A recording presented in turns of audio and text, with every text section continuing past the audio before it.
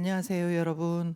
오늘 우리에게 주시는 하나님의 말씀은 구약성경 이사야 66장 1절에서 14절 말씀입니다.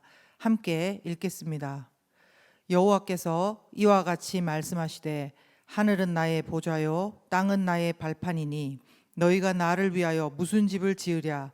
내가 안식할 처소가 어디랴. 나 여호와가 말하노라. 내 손이 이 모든 것을 지었으므로 그들이 생겼느니라. 무릇 마음이 가난하고 심령에 통회하며 내 말을 듣고 떠는 자 그 사람은 내가 돌보려니와.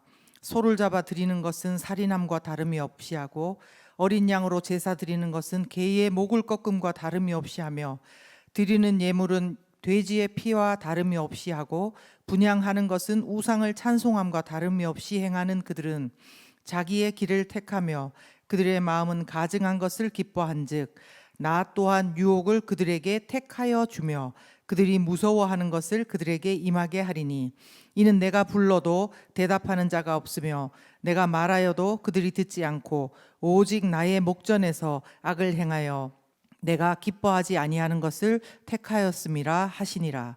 여호와의 말씀으로 말미암아 떠는 자들아 그의 말씀을 들을지어다. 이르시되 너의 형제가 너희를 미워하며 내 이름으로 말미암아 너희를 쫓아내며 이르기를 여호와께서는 영광을 나타내사 너희 기쁨을 우리에게 보이시기를 원하노라 하였으나 그들은 수치를 당하리라 하셨느니라. 떠드는 소리가 성읍에서부터 들려오며 목소리가 성전에서부터 들리니 이는 여호와께서 그의 원수에게 보응하는 목소리로다. 시온은 진통을 하기 전에 해산하며 고통을 당하기 전에 나말을 낳았으니 이러한 일을 들은 자가 누구이며 이러한 일을 본 자가 누구이냐. 나라가 어찌 하루에 생기겠으며 민족이 어찌 한순간에 태어나겠느냐. 그러나 시온은 진통하는 즉시 그 아들을 순산하였도다. 여호와께서 이르시되 내가 아이를 갖도록 하였은즉 해산하게 하지 아니하겠느냐. 내 하나님이 이르시되 나는 해산하게 하는 이인즉 어찌 태를 닫겠느냐 하시니라. 예루살렘을 사랑하는 자들이여 다 그 성읍과 함께 기뻐하라. 다 그 성읍과 함께 즐거워하라. 그 성을 위하여 슬퍼하는 자들이여 다 그 성의 기쁨으로 말미암아 그 성과 함께 기뻐하라. 너희가 젖을 빠는 것 같이 그 위로하는 품에서 만족하겠고 젖을 넉넉히 빤 것 같이 그 영광의 풍성함으로 말미암아 즐거워하리라.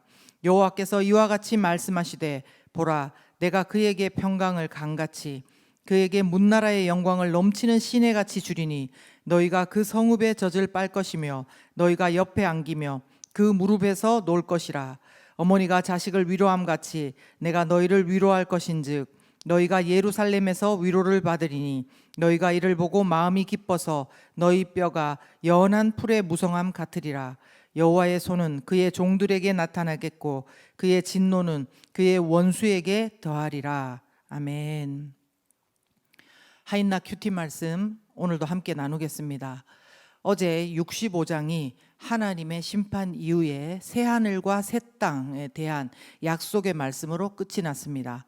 그런데 이제 오늘 이사야 대단원의 마지막 66장 앞부분의 말씀을 보면 그냥 65장에서 새하늘과 새 땅이 임할 것이다 그 말씀으로 끝나지 않고 이 새하늘과 땅에 과연 누가 여기에 거할 수 있는 자들인지에 대해서 다시 말씀하고 있습니다. 중요한 말씀이라는 것입니다. 자, 여러분, 저와 여러분도 이 시간 끝까지 묵상하시면서 이 부분을 곰곰이 생각해보고 기도했으면 좋겠습니다. 오늘 말씀 2절 후반부에 보시면 하나님이 돌보시겠다는 백성에 대해서 말씀이 있습니다. 제가 읽어보겠습니다. 무릇 마음이 가난하고 심령에 통회하며 내 말을 듣고 떠는 자 그 사람은 내가 돌보려니와. 아멘. 하나님은 이처럼 마음이 가난하고 심령에 통회하며 내 말을 듣고 떠는 자 그 사람을 당신이 돌보시겠다 이렇게 말씀하셨는데 조금 더 이해를 돕기 위해서 제가 이 부분을 세 번역으로 읽어드리겠습니다. 겸손한 사람, 회개하는 사람, 나를 경외하고 복종하는 사람, 바로 이런 사람을 내가 좋아한다 이렇게 말씀하십니다. 뭐라고요? 마음이 가난한 사람은 겸손한 사람, 그리고 또 심령에 통회하는 자는 회개하는 사람, 그리고 내 말을 듣고 떠는 자는 하나님을 경외하고 복종하는 사람이라고 말씀하시고 있는 것입니다. 하나님께서는 이런 자들을 좋아하시고 또 돌보신다는 말씀입니다. 특별히 여기서 우리가 생각해 볼 것이 있는데요. 통회, 회개하는이라고 번역된 히브리 단어 나케라는 단어가 있습니다. 구약 성경에는 사무엘 하에 2번 나오고 오늘 이사야서에서 한 번, 딱 3번 나오는 단어라고 합니다. 그런데 이 단어의 뜻이 뭐냐면은 놀랍게도 세게 맞은, 다친 그런 뜻이라는 겁니다. 세게 맞은, 다친, 회개하는이라는 뜻이 아니라, 그래서 사무엘 하에는 이 단어가 다친 그리고 다리를 저는 이런 의미로 사용되었고 오늘 본문에서는 회개하는 마음으로 쓰였다는 것입니다. 사실 회개한다는 그런 것을 나타내는 단어는 후회하다는 뜻도 있고 돌이키다, 돌아오다는 뜻도 있는 여러 단어들이 있는데 그 중에서 하필 이 단어를 사용해서 회개의 마음을 말씀하신 것은 나름의 의미가 있다는 것입니다. 하나님께서 기뻐하시는 회개의 마음은 그냥 입술로만 회개합니다, 반성합니다, 그 정도가 아닙니다. 어쩌면 마치 세게 맞은 다친 마음이 바로 회개하는 마음이라는 것입니다. 단순하게 입으로만 죄인입니다, 예수님 이름으로 회개합니다, 이런 정도의 마음이 아니란 겁니다. 반대 이야기 같으면서도 또 우리와 연관이 있는 그 3, 4절의 말씀이 여기에 연결되어 있는데요. 이 말씀은 일단 하나님께서 경고하시는 그들, 백성들의 모습인과 동시에 우리의 그늘진 모습일 수도 있는 것입니다. 3절 말씀은 이렇습니다. 소를 잡아 드리는 것은 살인함과 다름이 없이 하고 어린 양으로 제사 드리는 것은 개의 목을 꺾음과 다름이 없이 하며 드리는 예물은 돼지의 피와 다름이 없이 하고 분향하는 것은 우상을 찬송함과 다름이 없이 행하는 그들은 자기의 길을 택하며 그들의 마음은 가증한 것을 기뻐한즉, 이렇게 말씀하고 있습니다. 어떤 모습이냐면 이들이 하나님 앞에 제사로 소를 바쳐서 제사를 드린다고 하지만 소는 아주 좋은 최고의 제물입니다. 그런데 그것으로 제사를 드린다고 말하지만 하나님 보시기에 그것은 살인함과 다름이 없다는 것입니다. 즉 당시에 우상 앞에 사람을 제물로 바치는 악한 제사를 하는 것이 있었는데 그것과 같다는 것입니다.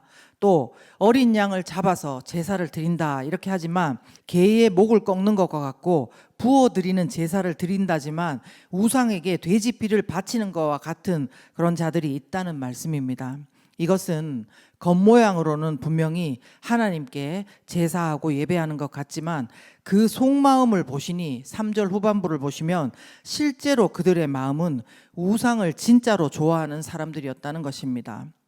예수님 이름은 입에 담지만 그리고 예배의 자리에는 있지만 그들의 마음은 우상을 좋아하는, 하나님도 따르고 우상도 따르고 자기 마음에 드는 것만 취하려 하는 그런 하나님 기준이 아니고 자신에게 유익한 대로 자기 기준대로 살고 예배하는 자들이라는 것입니다. 하나님께서는 이런 자들을 3절 후반에 자기의 길을 택한 자다 이렇게 말씀하십니다. 하나님의 돌보심을 입는 백성, 또 반대로 하나님께서 경고하시는 백성들의 결말은 어떻습니까? 오늘 말씀에 의하면 하나님이 기뻐하시는 자는 하나님의 돌보심을 받고 수치를 당하지 않고 7절에서 14절 말씀을 보면 하나님의 위로의 품에 거하고 또 기뻐하고 그 영광의 풍성함을 누릴 것이라는 겁니다.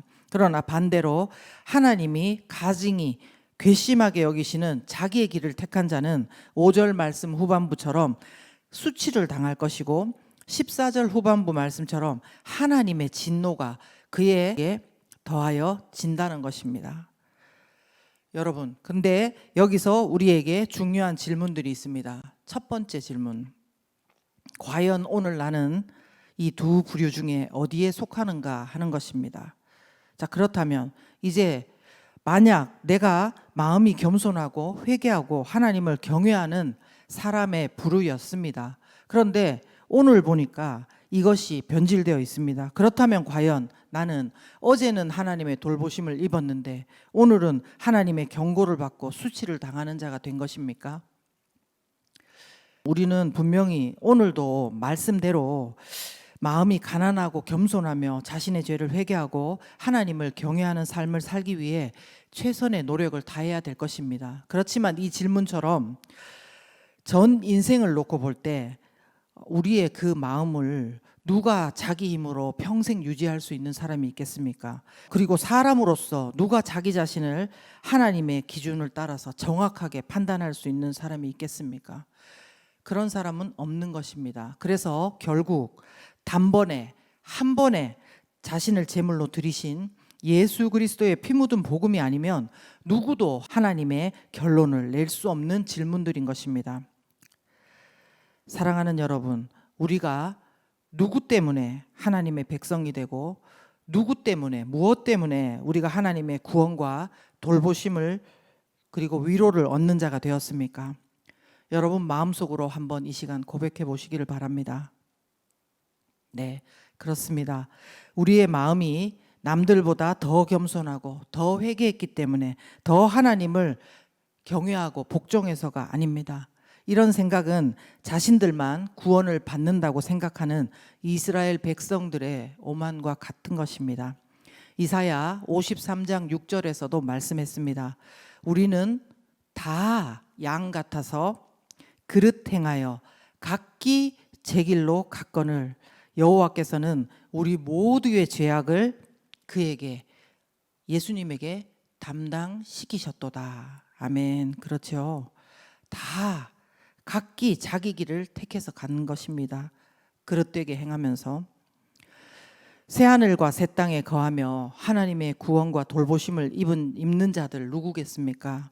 바로 이스라엘 백성이든 이방인이든 마음에 더 겸손함을 가지고 있든 아직도 우상과 하나님을 번갈아 자기 주먹에 쥐고 있든 간에 그런 자신이 자기 자신으로서는 아무런 소망이 없는 죄인이라는 것을 깨진 마음으로 고백하며 오늘 이 시간 예수 그리스도를 믿는 자가 바로 예수님이 나의 죄 때문에 십자가에 달리시고 또한 죽으시고 부활하심을 믿는 자들이 누리는 은혜가 바로 이것인 것입니다. 세상은 흔들립니다. 어떤 방식으로든지 계속 흔들립니다. 나는 괜찮을 때도 있지만 시시각각 변합니다. 여러분도 그렇게 동의하시죠? 그런데 우리 주 예수 그리스도를 통해 얻은 생명은 영원한 것입니다. 이사야서를 거의 마쳐가는데요. 우리가 이사야서를 통해서 하나님은 심판하신다. 분명히 죄에 따라서 심판하시는 그 하나님도 우리가 알아야 되겠지만 또 하나 놓치면 안 되는 것은 그럼에도 불구하고 우리를 너무나 절절하게 사랑하시는 그 하나님의 사랑과 구원 계획을 우리가 꼭 마음에 붙드는 모두가 되었으면 좋겠습니다. 우리 함께 이 시간 기도하겠습니다. 하나님 아버지, 혹시 이 시간 우리가 예수님 믿는 거에서 마음이 왔다 갔다 하고 도대체 내가 제대로 믿고 있는지 확신하지 못하는 자들이 있습니까? 그렇다면 하나님 이 시간 그들을 불쌍히 여겨주시고 우리 자신 가운데 혹시 그런 마음이라면 이 시간 다시 하나님 앞에 마음을 깨트리면서 하나님 예수님을 영접하며 기도하며 감사하며 나아가는 우리 모두가 될 수 있도록 도와주시옵소서.